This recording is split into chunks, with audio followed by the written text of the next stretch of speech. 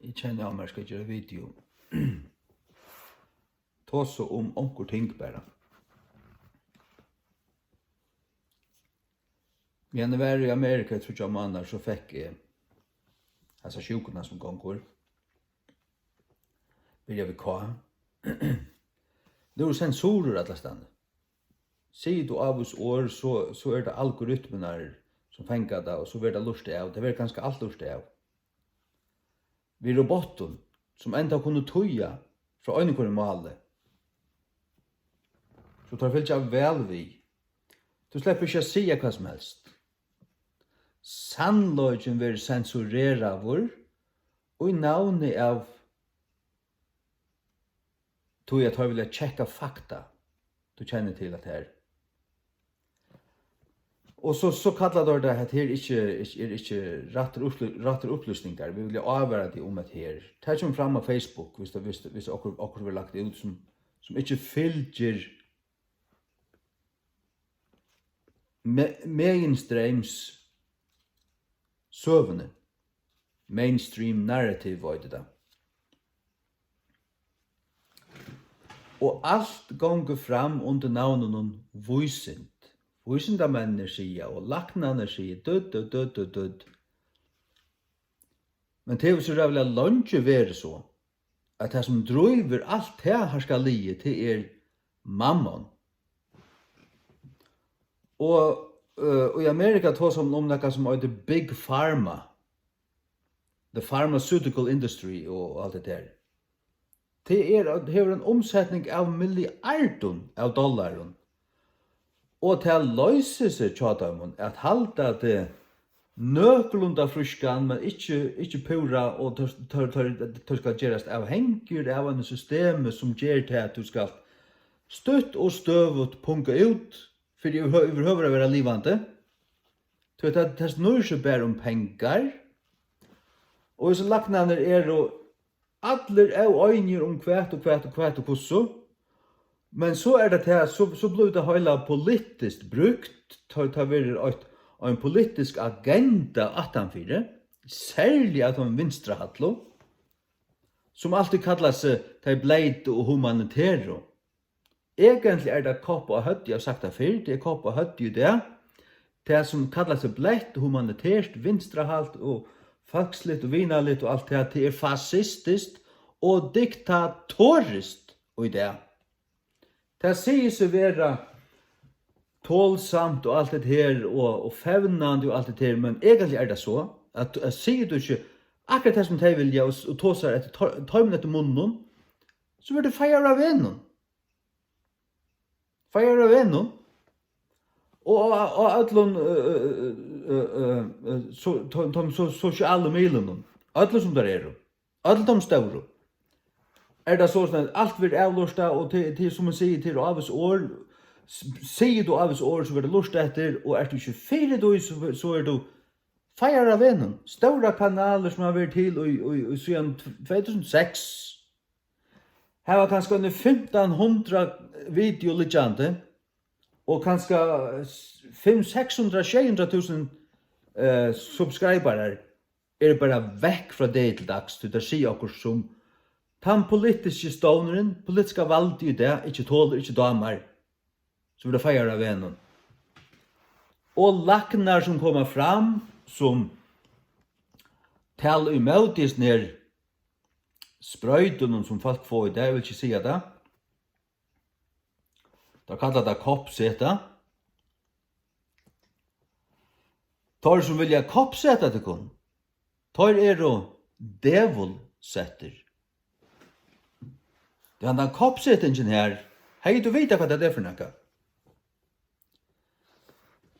Du tåler kanskje slett ikke høyre det, men at det ikke en vaksine. Det at det ikke. En vaksine så løs at hun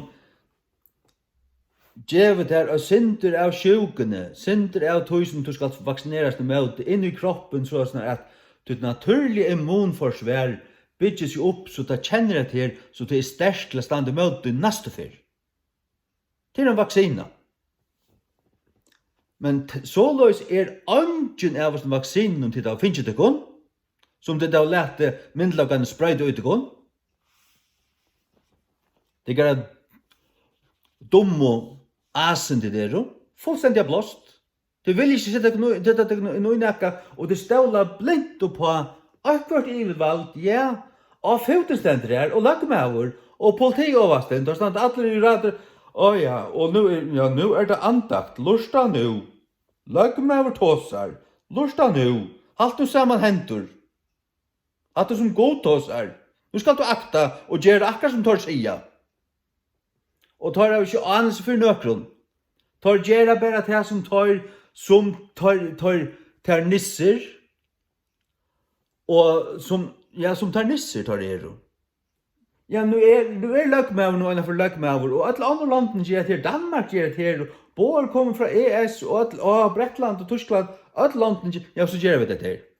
Alt skulle vaksineres, og lese samfunnet nyer, og tar sett og gjør om 2 veker, så skulle vi knekke seg linjen her. Nå 2 år.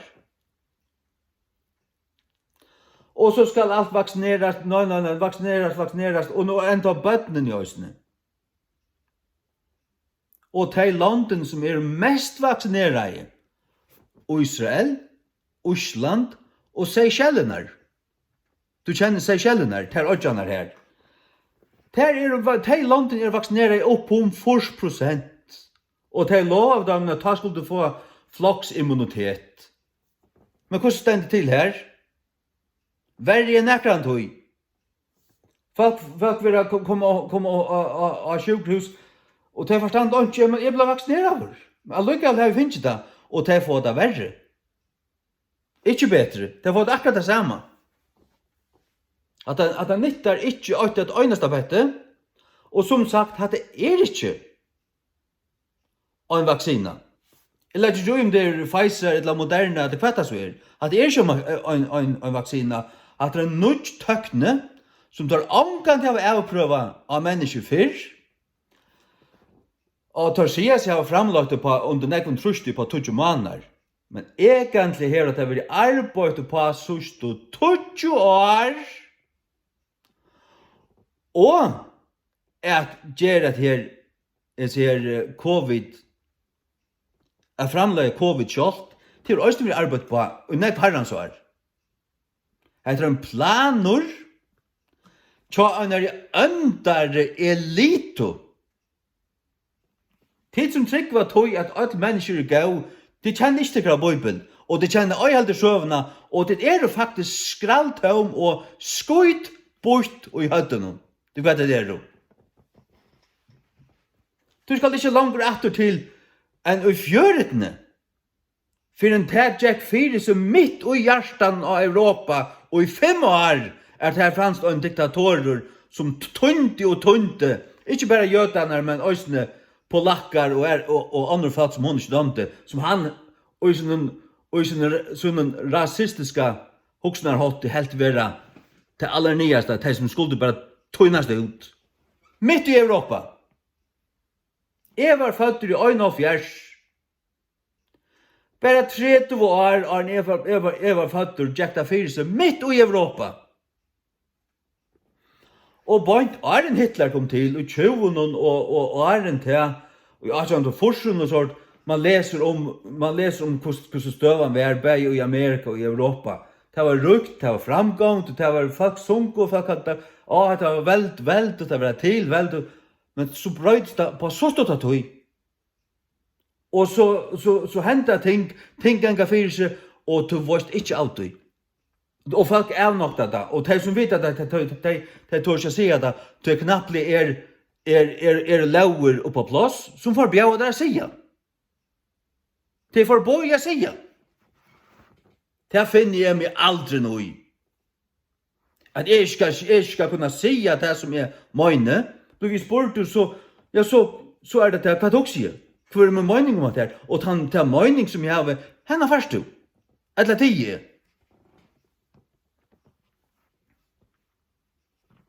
Heldur enn å være en bonden sal, skulle jeg være i fangslet og bare lunsjer på meg. Jeg skal ikke bindast Kvarst min sval, eller min tunko, nekrantui, det kan du bauka. Alt det som gong fyrir seg det at det ikke voisend. Det det som Bibelen tåsar om, Bibelen brukar ordet voisend eller vitenskap øynafyr, science. Det 4 Timotheus 6:20. Og Timotheus, varvoid det som det lider til, skudjande vannhøyler og fafongdar blabbaner, og motstøvur av vitenskapet, falsliga så kallar hon. Motstøvur av vitenskap. Hver kommer vitenskapen mest? Det fra en kunnløyga? Nei, til vitenskaper. Det det som kallar seg voisend, som største høyttanen, ikke bare mot kristendommen og evangelien, men mot alle sannløyga. Og voisenden, hon etter hånden risen opp til en sånn status, og særst en mann under kvidum kittel i omkring av her, og han øyde doktor til og til, så luta du. Du tilbyr. Som om det var en farao. Og du gjefta hoksa. Nå kommer bøyene. Lursta nå vel hva du skal gjøre. Det som han sier der, det skal du gjøre. Nei. Det skal du nemlig hoksa vel om. Om det av sannløkene, og om det godt, eller det ønt. Det ønt kan det være. Så mer enn så. Og Hitler stod han brukte voisint, og laknar, tog jeg fatt lytter av det. Ta øyre være godt, ta øyre vita mer, og ta mer lærte, og kanskje vita mer fakta. Men til nekka som øyde hjärsta, og til nekka som øyde hjärsta motiv, og til nekka som øyde hver en andan ord av. Hever du et annet hjärsta, og du satans borst, og hever vi satans borst, og overst og tintum som gjeva sataniska lauer, og satanisk bo, og som alt nu skal bare skal akta, så har jeg slett ikke akta til. Iver høver ikke. Sjálf det ikke.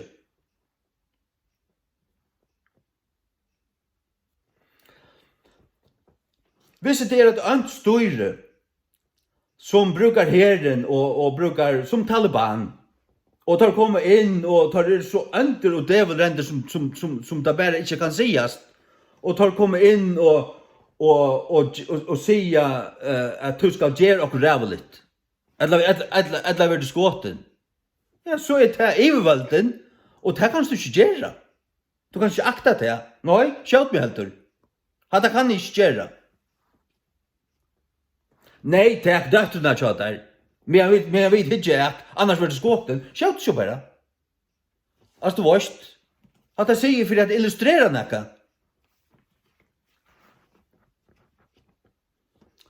Og apostlene, og gjerningen apostlene 5,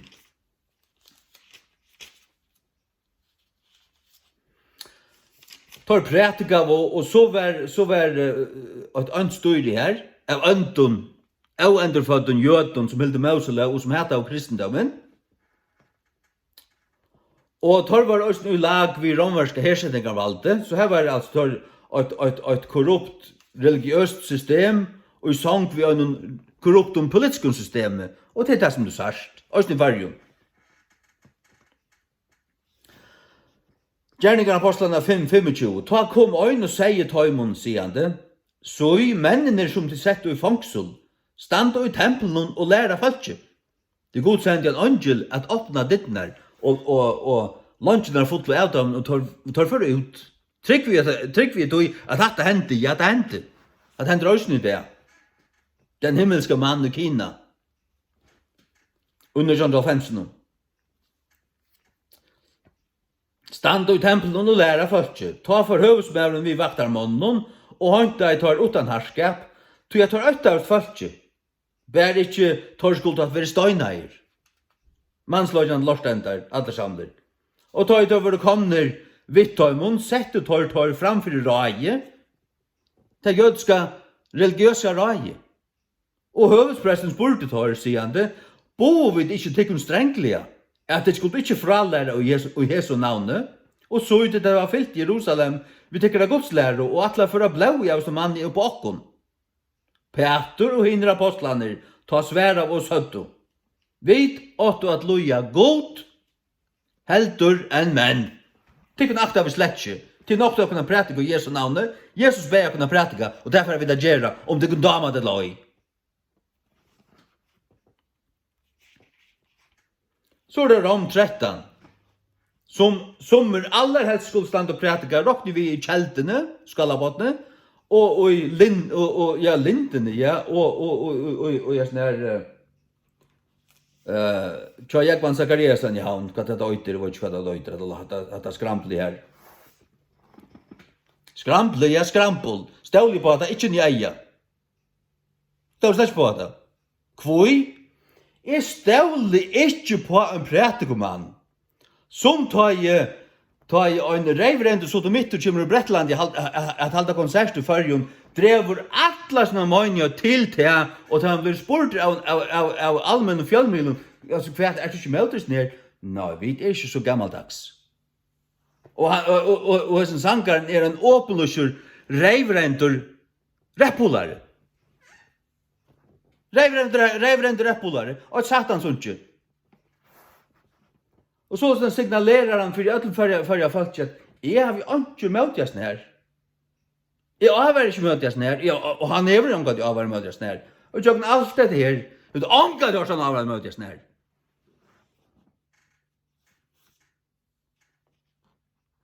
Luften og etter dette. Jeg vet ikke hva det er luver i møte, men ta i ordentlig stormer for å komme. Ta var ikke luft her. Ikke luft. Romerbrevet 13. Her sier Paulus så, la hverja sal være undergivna i frinon hagro mottonon. Som hagro mottonon, det er alt vald, det er tilbegjerist og anklar. Tigner og så som god over innsett. Som prinsipp skulle vi undergjeva okkom til, ta i rettvises lover koma nir i tjøkken til. Ta i ta ombord det som rett er, og som holdt samfellagsins lover om ikke å køyre for kjøtt, og ikke stjæle, og ikke snuita, og alt de tingene, de halta vidt. Og de var slukka lover her, og kristen alltid hilde bedre enn ekkert annar. Sånn kristen altså. Du er til er ungen måttur utan fra gode. Altså ungen vald finst utan det er fra gode. Og tar måttur i verse er og fyrkjøper av gode. Det er fyrkjøper av gode at det skulle finnes måttur. Men akta vid øynkvann mått og i øynene kvar som det sier, sjå man det ikke. Ikke tilskjuttan til å skupe til høtten. Og det er det ganske. Det stjärnarar er jo ikke ein, nei, vers 2. Hvor som helst, du stender møte måtte, noen stender møte fyrskipan gods, og tar som stender møte, skulle møttekka til sin sjåls heldøming. Sjålt om vi leser seg forskriften her, så skal du forstande at her er ja grunnleggjande til retta, grunnleggjande. Som holdt, og i øynfor en samfunnet, så skulle vi være friar mennesker. Men ta i det ryser opp diktatorer som Hitler, Mussolini og Stalin og er satans bjølkar, ES er satans bjølkar, WHO er satans bjølkar, Fauci er en satans bjølkur, Bill Gates er en satans hundur. Ta i det folk ikke samme rotta seg. Under satan sjálvun, og atlar at torstøyna miljoner av oss har falt av hjørne. Og krevja til at du skalt sprøytast tverrferer, og trutjafer, ja, så ofta som vi vilja. Og du var slett ikke hva her, et slett ikke røndarkost, og så viste det seg at folk får blåpropp, hjertabruna, tar kognitive forløgje forsvinner til blå bort, til blå lamma og andre dodja. Samme det enda, etla inn i sommerviko. Og til är skott du sprut du finja där ena för tvärför så fast du startar covid. Jag vi angående hörsta för en löve, men nu ser jag där dagliga och jag kan fjällmellan tar tås om näka som öder halso mentalage. Halso mentalage. Mentalage undergjev mig angan halso mentalage. Min egne halso mentalage. Bestemmer hva kommer inn I min kropp, hva det eter, hva det drekker, hva det ikke eter, hva det ikke drekker, og hva det ikke skal sprøytas inn I min kropp. Det kan jeg bare fortelle deg. Så jeg vil kjenne angan halso mentalage. Som bara dansar efter pipene som ES och WH och allt annat revren satans lort säger ska vara så. Tøyra var sjálfur framlagt covid. Fauci hefur sent, man har funnit av einare pengaflytting kan nu gjørst yfir til Wuhan og Kina. Her som ein finst, her ærar tutjo. 600 millioner. Dollar, det 6 milliarder. Men det han har flott mänskligt. Och jag nek har han så här har där kanna. Vojsynda män, sitter kanna och utarbeta och utveckla.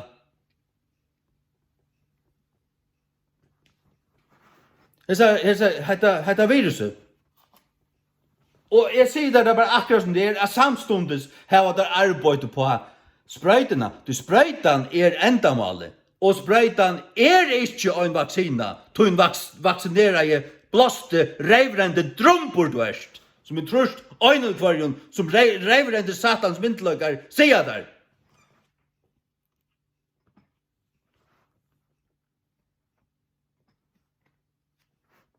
Jeg ståler slett ikke på det. Jeg har så haft covid, og I 2 veker var sånjaliggjande og hostai og var måttles og miste mätarlisten og konan så sjukrasester, hon gav meg hon øyren og fotla skuffe av alle møvlen vitaminen og jeg skulle ete en 12 vitaminer for en morgon og drekka hette og dytten datten. Fyllast av vi öllum gavum. Og ta jeg var 16 år, ta fikk jeg en ringa influensu. Var sånjaliggjande I 2 veker, hei feber og tog 2 penicillinkurar. Og kom så fyrir meg til ringaste influensa jeg nærkant jeg har haft.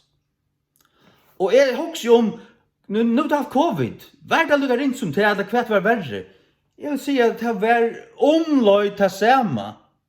Utan til at nu har jeg ilt I bøynagrindene og miste luktesansen og smakssansen. Det har vi så finnes atter nu.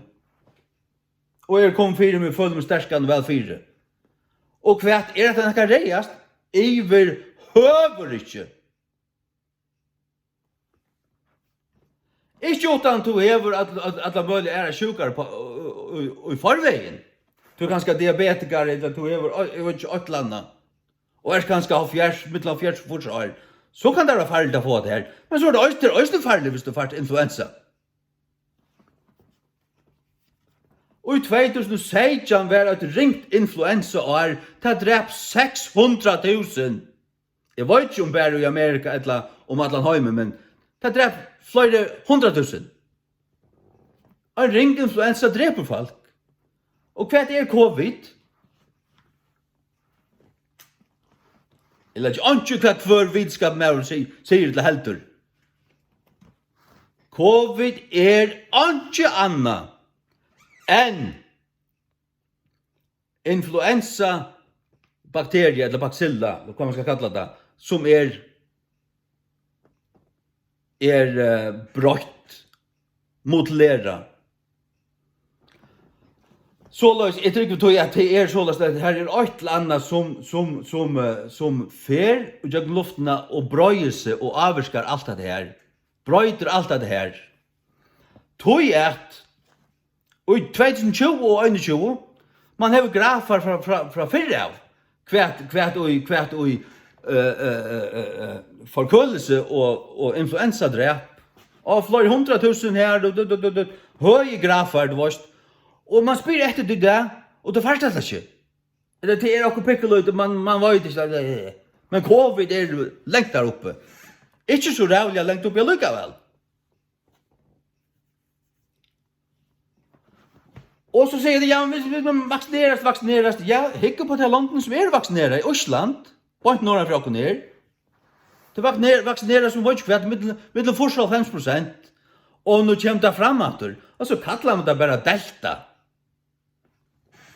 Folk hever, en med som lort etter, han har spurt laknar og disse stovnar som kanna, kunde se meg om det som konan kommer fikk er delta, eller om det er det vanliga. Kunde ingen av dem kunne se det, og spurninger var så, ja, hvis nekka ikke kan visast, isolerast og sige, hette monerna til vanliga covid, hette monerna delta, så er han ikke moner. Og her er han ikke moner. Ta i ebla kannar og fekka på pur som sier, tror positivur, det står ikke om det var delta eller ikke. Tar vit ikke. Tar tåsa bara, tar halta bara det, at jeg nu er okkur annars le. Sommer sier at det brøydes hver 48 timer. Sommer sier at det brøydes hver 2 viker. Tar vita slett ikke. Og så sier det at vi må sprøytast 3 måneder eller hvert halvt år, og endelig fremtid. Og allikevel nyttar det ikke. Nyttar ikke noe som helst. Hva er dette så? Jeg sier det akkurat som her. Tar det framløyt covid, og så sier det at det er så rella farlig som det ikke er, og så blir det massivt trust, alt skulle ha sprøyter. Alt nere ut til bøtt skulle ha sprøyter. Og hva gjør det? Hva er det for sprøyter, og hva gjør hun? Etter en nytt tøkning som heter RNA. Moderna kommer, ta navnet kommer fra Modified RNA. RNA lyder akkurat DNA. RNA er så lakna tøkning og alt det her. Det kommer inn, og det fer inn og brøyter til DNA. Og det skal og i teoriene gjør at det skal brøyta til DNA sånn at et immunforsvar blir styrst. Vi har brøyta DNA til å være sterskere i møtet tog. I møtet er virusen. Men det som det egentlig gjør, det er at det styrer alt til immunforsvar. Her teker det til at bare verja som et øyne tinge, kommer så okkur anna inn, som du ikke er vaksineret, som kommer så et annet virus, så er det immunforsvar veikar her, og kan slett ikke være det her, og du folk må dodja som floer, av tingene som det slett skulle døy av. Og det er endamålet vi ødlun fra adelsett. Det er å drepa en trying eller en helt av ødlun folkene av hjørne. Det er planer. Hvordan jeg kan si at det er? Det er så mye vet det. Elitan under 1979 røste nekka som heter The Georgia Guidestones. Elitan. Hver er det er? Ja, det er tørs. Det er og i Amerika tåser det om Deep State. Det er nekker fyra som styrer her, som er det så fotler i penken. Det er George Soros. Men en rekke av mannen, kanskje 300, Bilderbergs og Rockefeller og sånne drumpar. Satanister.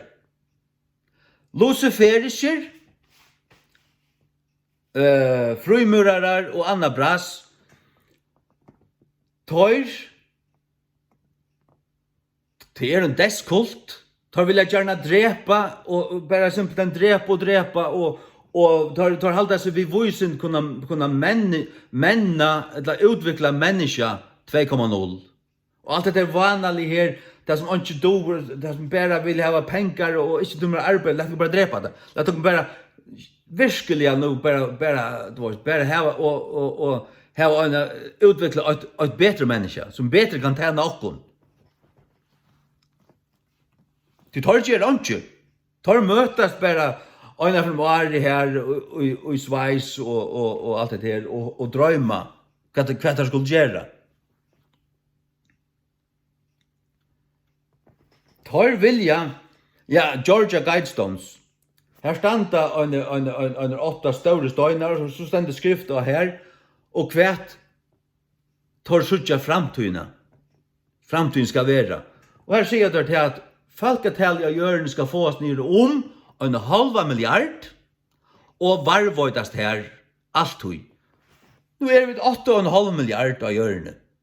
Tar vill jag få det ner om 1,5 miljard? Hvordan skal det gjøres? Og så det Bill Gates, for det første, pape Bill Gates en kjentur eugenicist. Hva det Det tar som vilja halda og styra folketalen av hjørne, vi av som tinkon. Det växer för nägna, vi må få det bant, vi må få det nyrätter. Det pape Bill Gates, og Bill Gates så blind det samma. Han har flöjre för att vara framme och helt taler, det var fyra av sån fonton och såna kan. Det fanns in ja YouTube. Flöjre såna taler här som man tar sig om troblögare hjörne.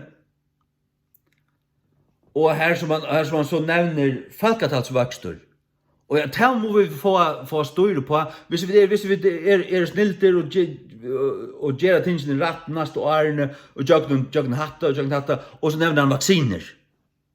Han vill styra folketalen av hjørne vi vaccinen.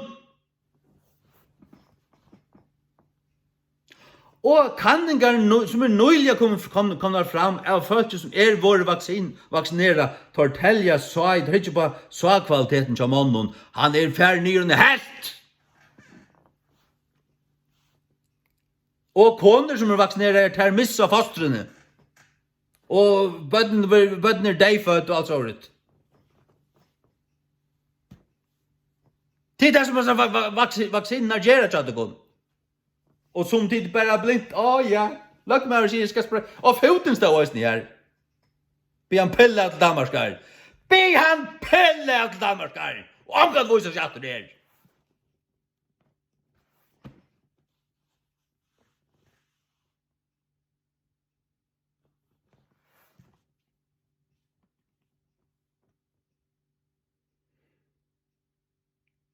Myndelagan här. Respekt för sin lors någon. Att så skojtbort. Lag mig hur inte annars för det nökron. Du fast inte ett gram av sannlöga som verkligen näka värdur till näka som helst. Och jag där vecko. Inte att det andra bättre.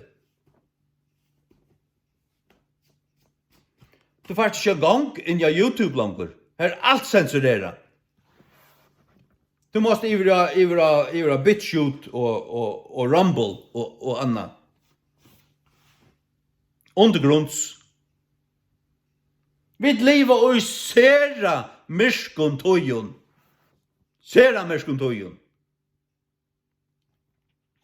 Jag sa nämligen i morgon att i Australien är det akkurat nu för ni hållt vi att bygga. Ja, tar kan kalla det vad de vill kalla, men det koncentrationsleirar till folk som inte vill vaccinera sig. Leirar att ta dig och isolera dig och få dig hela dolka och få dig sprayta dig.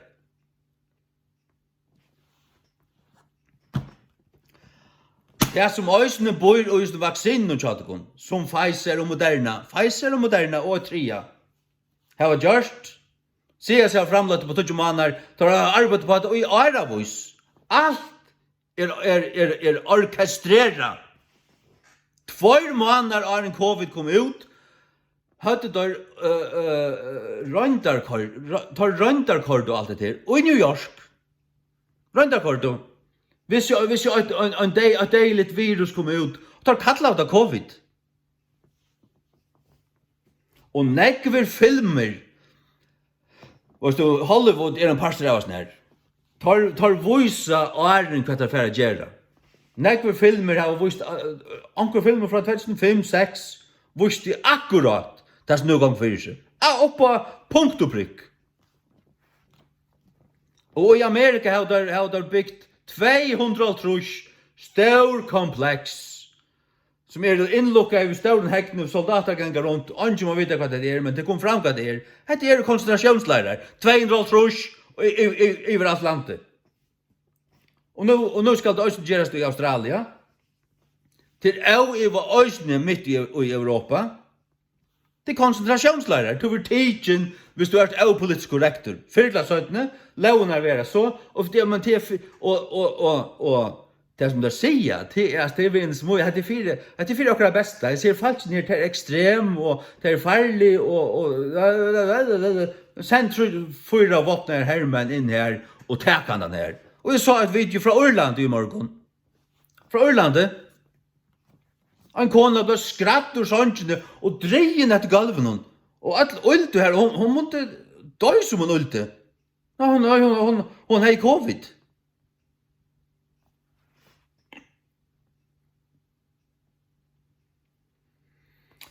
Lät bara öll få covid, så får vi naturlig immunitet. Lukka som vi da finner med i øyne for en øreforkølelse.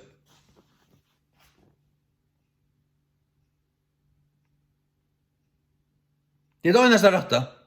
Nå har vi haft covid. For det første, verden er ikke reiast, iver høver ikke. Slett ikke. Ikke verre enn det rikeste forkølelse jeg har haft om en løyve.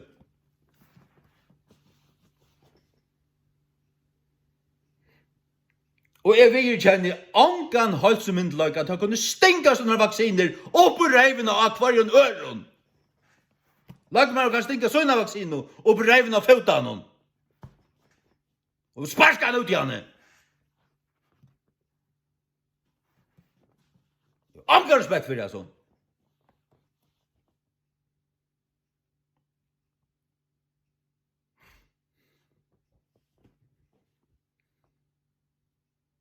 At det medicinsk fascisme. At det medicinsk øynereie, at det er harvelde, harreie, at det er harreie. Anke større øyer til en kropp. Anken. Ja, kanskje tøyen, jeg vet ikke. Så er det steinbøyter. Det visste vi ødel, og i heimen og nokta av visst ned, så kunne det ikke gjørst. Det kunne det ikke gjørst.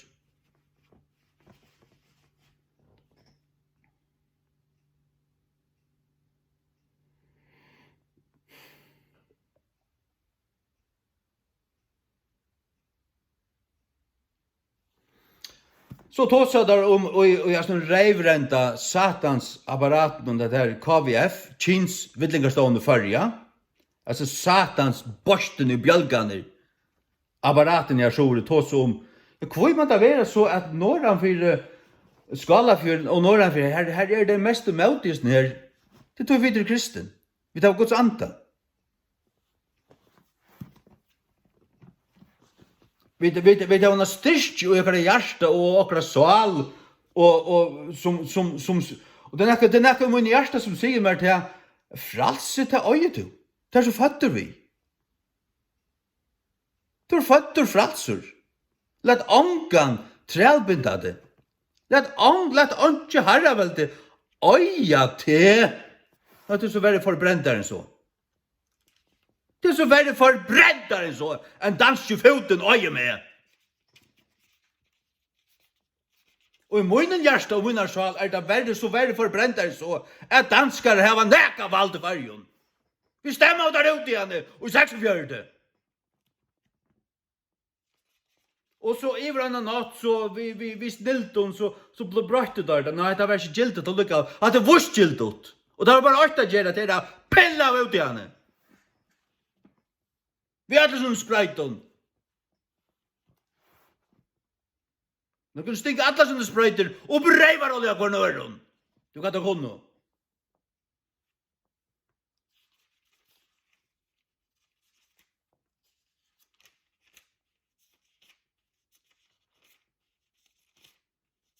Nu er det ikke falkalir og fittur, og det er nemlig slett ikke. Det er alltid ikke røyna vera, her som vi vidtjande. Det er ikke det verst.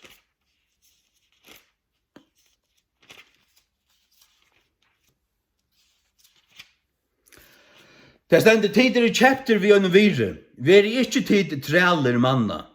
Tider i kjepter vi øyne vire. Vi er ikke trealer manna, vi er ikke manna trealer. Vi er kjepter vi øyne vire. Hva er det vire? Vi er så blaue. Er i kjepter. Og jeg skal ikke være manna treal. Jeg skal ikke være en mannsløyjande lorstende vi gjør i Norden. Og det er nemlig slett ikke.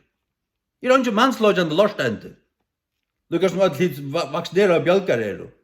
Og så lortet det ikke et nøkron. Og så har vi sendt video ut til dere. Hatt det bare, hva så er det her? Konspirasjonsteori. Det er ikke konspirasjonsteori, ta der gjerra konspirasjon. Ta der konspirerer imot alle mann attene langt og nødjåfjers, og sier hva det er atla. Og så kommer ut ut det, og så ser man fruktene av det. Det er som det var leisgivet covid, og så for alt medieapparatet i gang om Atlan Heimen, at tossa det og dagliga John Johansen. Det og dagliga at det satans apparatet John Johansen, og på alla måter satans apparat. Under satans ande og blindar og forgantar, forheksa av trøllbunten og reivrentur. Og nekka velatrett, og på alla måter.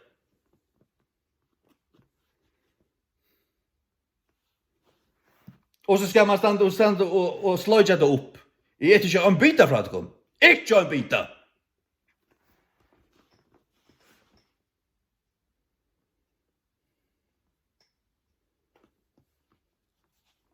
Satans reivrend borst av kring var førja. Helvetes hundar.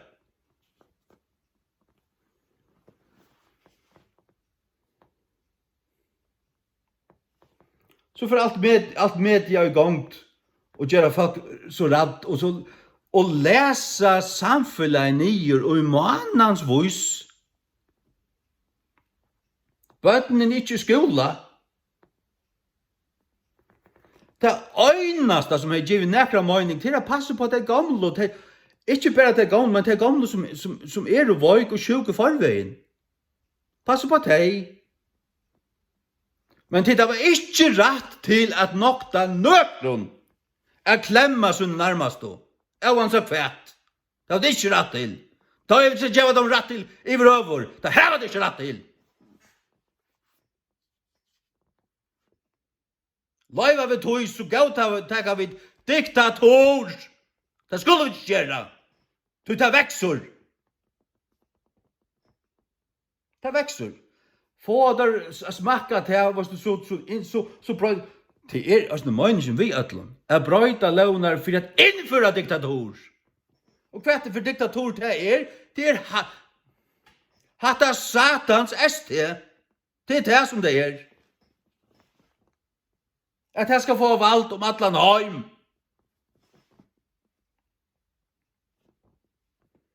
Og tar det største føring, og det er Amerika. Du vill få Amerika nyer, få dollar nyer, få det helt nyer. Du får der Biden inn. Du har der lumpa og snutt og bedrige og brøtt velurslene til å få Biden en Trump vann. Han vann så sinjande. Herrans rødd tala til moin, til natten av valget vær, og urslitet kom dagen etter. Jeg hørte herrans rødd, Trump is king. Og ta jeg høyre Biden, han er slett fortsettet. Må herrans ønske slå av Biden, kalt han og støyt han i helvete.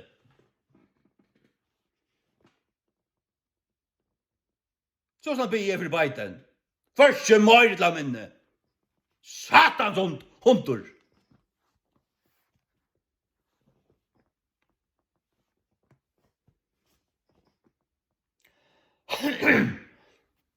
Og hatt ikke kærlighet, jo hatt det øyneste kærlighet jeg kjenner til.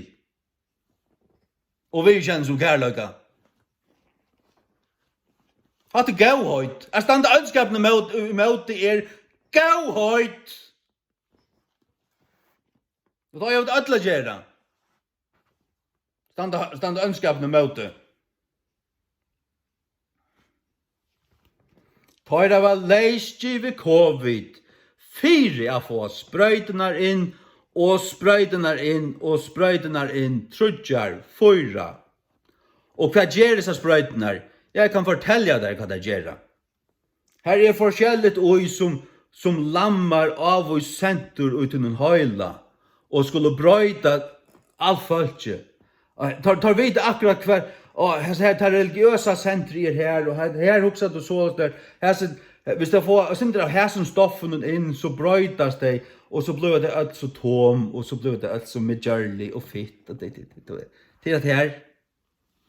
Og så halte det ikke kunne fære inn, det halte det seg rett til. Jeg brøyta akkurat DNA, vi RNA. Det hadde ikke rett til. Jeg lar vi angående brøyta mot DNA. Og man er ikke anser hva dette kan gjøre, hvis man brøyter DNA, og i falschen om det så brøyter, altså hvis det brøyter det kollektiva DNA, om det brøyter avkommet, hvordan vil det så avkommet? Disse tingene er avrøynt.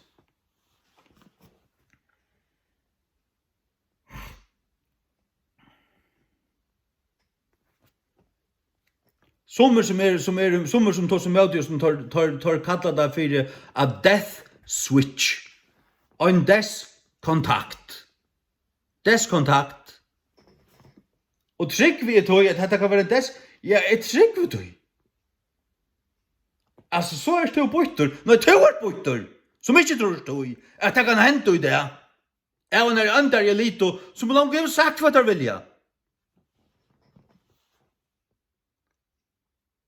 För är det emot det att det skulle finnas 8 miljarder folk i hjörne? Her kunde som omgång inte 34 miljarder folk i hjörne. Vi det inte tracka av någon annan. Det är vi har plats för någon ödlon. Och om alla pengarna, alla våra skattepengar blir brukta konstruktivt till att skapa vattenlöjningar in här, till att pumpa skägg in i stora tankar och distillera rensätta vatten och så lätta det färd in, lätta på några år kunde det görs till Sahara till en orstager. Jötarna har långt utvecklat ett lament tökne till att distillera skägg så han är dräckande. Det tar bara 2 timmar. Nej, det var det 2 dagar också. Men det är från och jag några tankar. Och tar skapa vattenlöjningar och så spröjta det och allt det här. Och så har det också funnit det att här är ute i öjemörsen är ankor planta som har ett avskap och som fänger en droppe av vatten. Ta i solen ryser, ta i dögg, och här är en droppe av vatten som så detta nyer. Det är akkurat som god har skapat det här för att det lukar som en hemmelighet. Och här är några gåvor vissenda män som har brukt det här och gjort det här i större format till att fänga vatten. Och så akkurat ta i vatten i fänga här för det inte så blir det samlat, först och brukt. Du kan bygge et her, fullt av sånn her, bare ur plastikk, og fenga vattnet som her, en avvisa løte med en sauna ryser opp, og veta hjørna, så det ikke bare fordampast og for vekk, men det får akkurat nyer, og så kan du så og få det her, og få trøa veksa, og få alt det næla og slå røter, som da, hvis det næler og trøa veksa og slår røter, og du får en struktur av rauton nere i hjørnet, ja, men så får du målt, og så får du varvåttet her, så at det vekser. Det slik ting vi da jeg bruker pengarna til å gjøre det, og ikke å drepa hver annan. Og utvikla våpen. Det det som kommer å være gjørst, da Jesus kommer etter, og i tusenårrysene. Da kommer alt hjørne å være paradis. Kom her i Jesus. Da være det som lov fra dem deg. Halleluja, jeg leste i morgen. Foten, ja, han kan føre til Danmark her. Han setter seg og passer høsten noenstans. Slett ikke velkommen for. Jeg vil kjenne ikke dangstvald for. Vi tar lengst en stemme til Knut. Det er ulovlige her.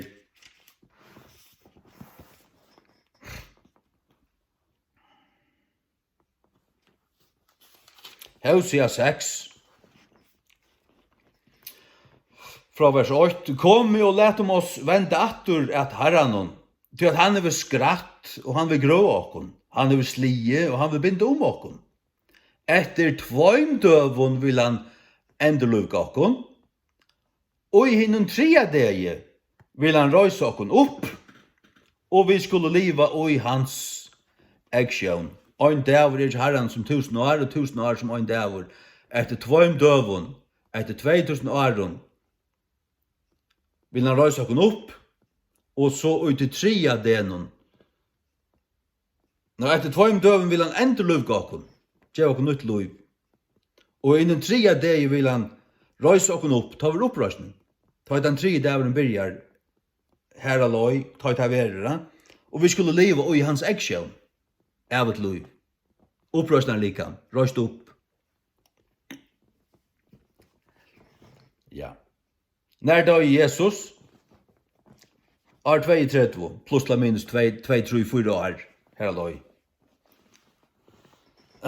Efter tvåm döven till sig 2000 år så får jag tänka brötast. Vi gänga nu fram emot det tog Josens mästje för att komma. Jag sa nämligen i morgon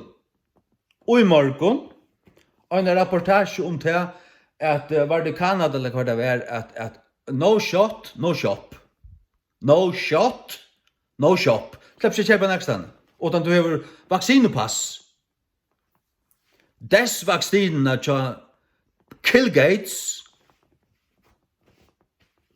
som en eugenicist, akkurat som pappa hans her, som tar han tåsar fyrir tog, ja, vi skulle minka folketallet å gjøre en vacciner. Og Bill og Melinda Gates har vært sørste 20 årene. Imstastane i Afrika, Kenya og Nigeria og ærastane. Og vaksinere alt, og her alt. Her bare en rikve av bøttenen. Vannskapt, og koner missa, og her flere land i Afrika som sexhøtja.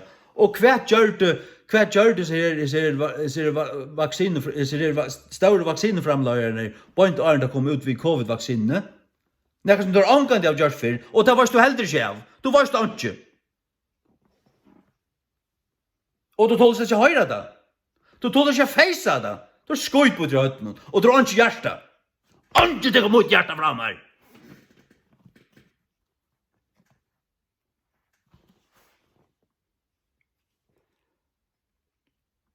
Kvætar finner gjørst, kvætar finner på plass, til tar immuner.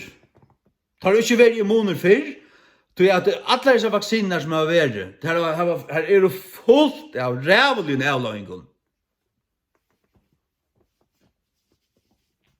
Selv her vaksiner som framløyder som man øyer, jøgn tutsi, og røndar og funnstidler jøgn tutsi 14 år, og så brukter, og røndar alt det der. Her hvis baden tja der finnes en sprøyt, og dagen etter, i 2 vikene, så blev det et eller annet. Ja, så kan du saksøkja, til å være sånn at du kunne saksøkt. Nu kan du slett ikke saksøkja. Du skal bare gjøre så vel du får det sprøytene.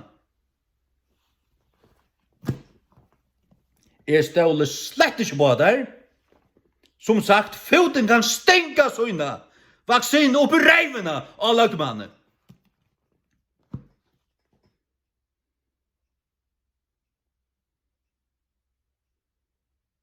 Det ikke for sagt.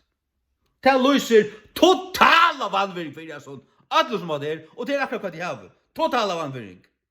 Anka respekt for det kun. Det farne lengt ut og marsk.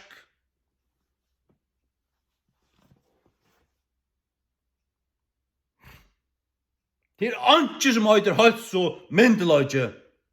Det ikke hals og myndeløyge. Det var aldri det hals og myndeløyge. Even mer. Aldri.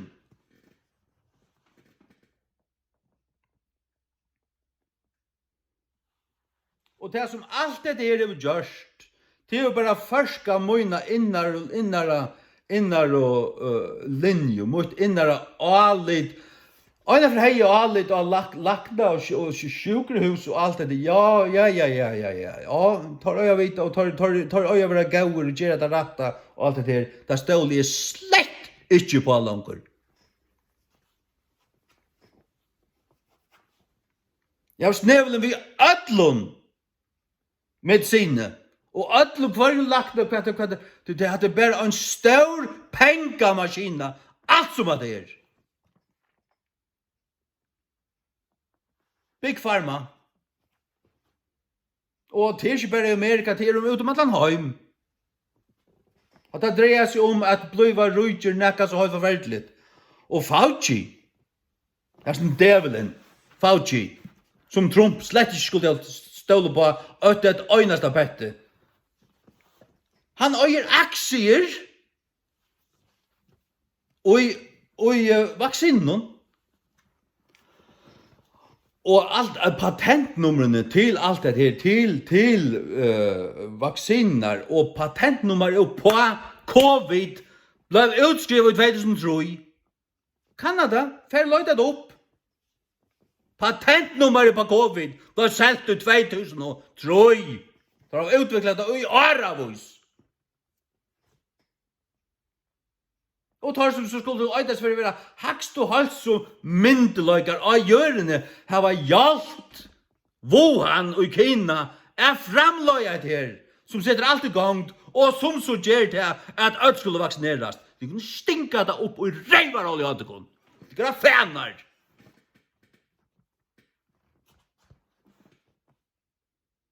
Som sagt, jeg skal heldur i fangsel enn å være bunden innvendiga og ikke kunne säga det som er mine.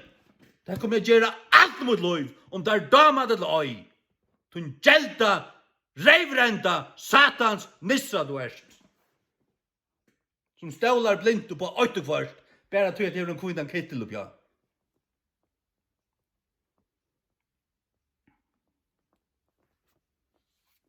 Hitler brukte kvita kittlar, og det var kanningar skia, og han brukte stånar og vitenskapsmenn, högt lærter, det hadde ikke annet gjort, og i sånne løyve, og han lise, og tar kan av det, nei, jødene var rotter. Jødene,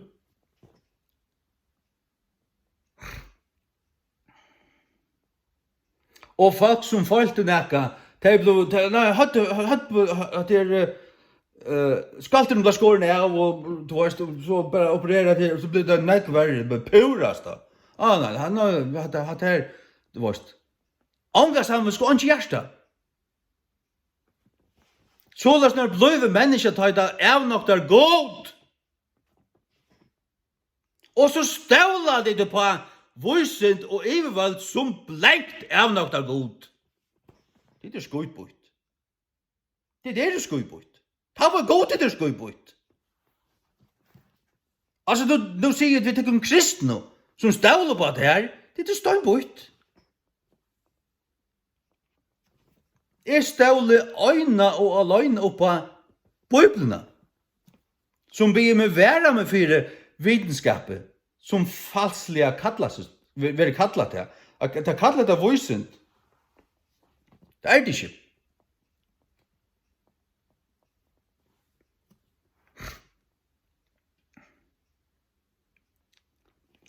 De landene som vaksinera mer enn 40%, her eksploderer det mer enn nekrastane. Hva sier det mer? Det sier mer til at vaksinan ikke gjør til at bæsas her. Hun bæsas slett ikke. Og ja, men det høyre vi da, at selv om du finner vaksinen, så er det han sier, ja, så skal du bruke maskene, og du kan skal få det.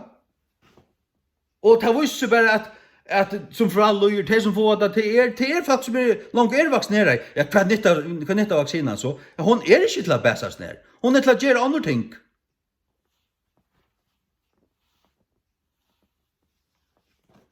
Hon til å gjøre det bortan. Hon til å lamma tutt hatta sentru som hava vi som kunne gjøre det her, at du har ekstremar tendenser. Folk som har et livande hjärta, folk som sterk og møyna nekka og tåra stand opp for det. Og de feil, de skulle lammast og gjerast tom, gjerast bort, skralt tom, og tjoksa, skralt tom. Og bare sitte lust at det i vik, og ja, ok. Ja,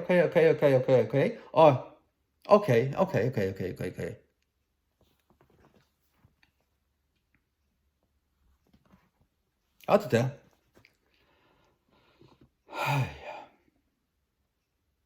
Jeg tar ikke tøyender, jeg tar ikke ordre eller nækka som helst fra sjønarpen, eller fra kringvarpførja, eller noen øren. Jeg får ut av portalerna, jeg kan gå for inn av KVF, lukka hitja, lukka hitja, ta skip her, tunnelen her, og tantan politikeren, ok. Her er det på en gåan avstand, vita, nøklunda, hva gong fyrir seg, annars hva hender i førska Donnilen, ta lett ikke grunn og lydde ut, her hender han ikke. Jeg vil vite hva det nå hender i Kabul, og det her ting som hender på nu. Og det får jeg slett ikke vite fra CNN. Nå, det skal jeg har munner av og kjelter. Og det er det undergrunns. Her får jeg sannløygan. Sannløygan er slett ikke mainstreams av everbornen.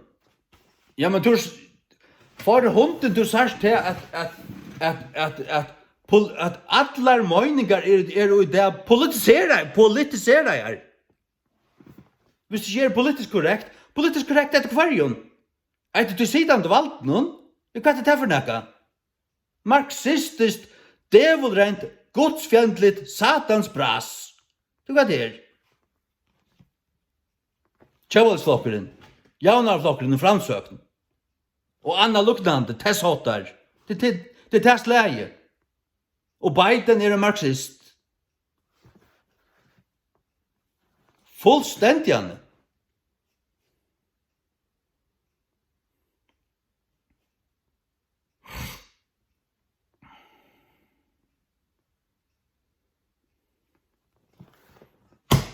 Biden, Clinton og Obama skulle være mælen i slegg og strøyt ned i Sahara. Det er godt høy.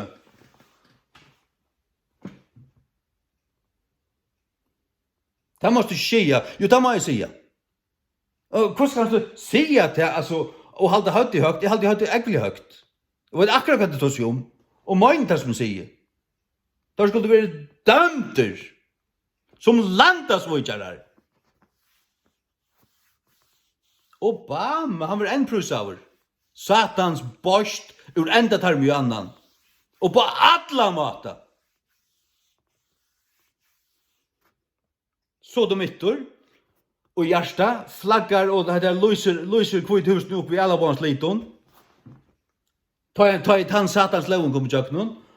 Og bøynt Arnan skulle fra, så sendte han milliardavis av dollaren. Vi flikkvaran ut til Iran. Jeg hjelper dem å framlegge atom så tar kunne tøyne Israel. For forbanna å være Barack Obama. Men han står ikke og høyt og hula helvete, og i atlar over.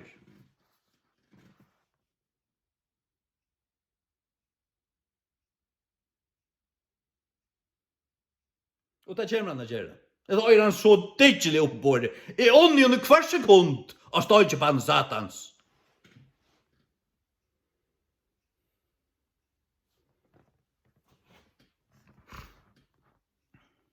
Og så lustar man ankrar sundet det, og har ankrar högtlärda reivrendar føringar hos om kvettrøyntina satta januar i USA. Altså, kvettrøynt? Det var ikke kvettrøynt. Det som nästan hent i USA i 4. Det var ikke kvettrøynt. Det var frialig møtmælsfolk som møtmælte til at Velsvik tja beiten. Det var dundrando Velsvik. Det var et øynekvør. Dundrando Velsvik. Og det kom inn til at herrmenner som skulle øynes for halda vakt, tar helt ukjørtlig vakt. Det akkurat som det var avtala spil, og skal ta lett det bare, og ankerstene var det barrikaden her, var slett ordentlig last, det var bare løyka, så slapp det om, og det åpnet bare, og folk fører bare inn, og det fører så inn i bygningen her, og ungen var våpen av, ungen av dem breid nækka, eller skjeit nækka, eller gjør det nøkron nækka. Ungen, at det var snøkron kvettrøynt. De får inn her, gjør det vart hos en avnøkt. Og her hendte jo ikke kvett. Og det var aldri en kvettrøynt. Og så Jan Biden kom til, så öll de anledning av öllum som var her, det öll skrasett og tidsin, ein, tidsin, og sett fast, og de avværende slapp ikke sutja deg, og de kom fram at flere av dem blir tortureret, helt rævligt, og isoleret i månavus, fullstendig knust nyer, som om de kunne være terrorister, og det var de slett overhøver ikke. Biden en djevel, han en marxist, han en kommunist, han skulle male i slegg og strøtter i Sahara. Sammen med Obama og sammen med Clinton. Og øren slukon satans reiv rentum bjølkon. Som kringvarpe for glatt vekk held sine hiljande hånd i men Trump.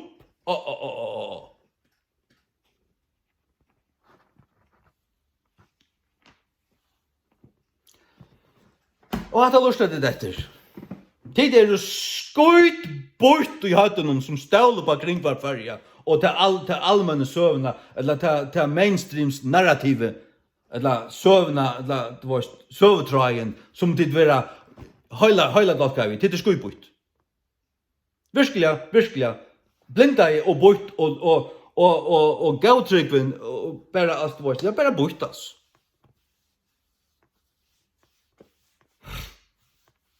Angar respekt for Larsson.